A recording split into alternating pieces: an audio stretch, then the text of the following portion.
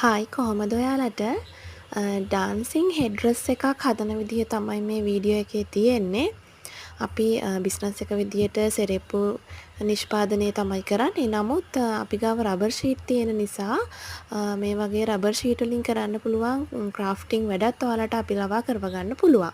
ඉතින් ඔයා දැක්කා මුලින්ම අපි හෙඩ්රස් එක අපිට අවශ්‍ය විදිහට ඇඳගෙන බ්ලොක් එකක් හදාගෙන ඊට පස්සේ රබර් ෂීට් එකෙන් ඒ හෙඩ්රස් ටික මුලින්ම කපා ගන්නවා.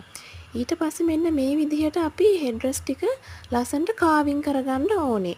කැටයම ඉස්මතු වෙලා පේන විදිහට. ඔයාලට පැහැදිලි ඇති මේ වීඩියෝ එකෙන් අපි ලස්සනට කාවින් කරලා තියෙනවා. ඊට පස්සේ මේ වගේ කලර් කරගන්න ඕනේ. ඇඳුමේ පාට රතුයි ගෝල් පාටයි නිසා අපිට කලර් කරන්න කිව්වේ ඒ පාට වලින් අපිට ඕඩර් එක දුන්නු කෙනා. ඉතින් ඒ නිසා අපි ඒ විදිහට කහ පාටිනුයි රතු පාටිනුයි සහ ගෝල්ඩ් ෂයින් එකෙනුත් පේන්ට් කරා මේ හෙඩ්රස් ටික.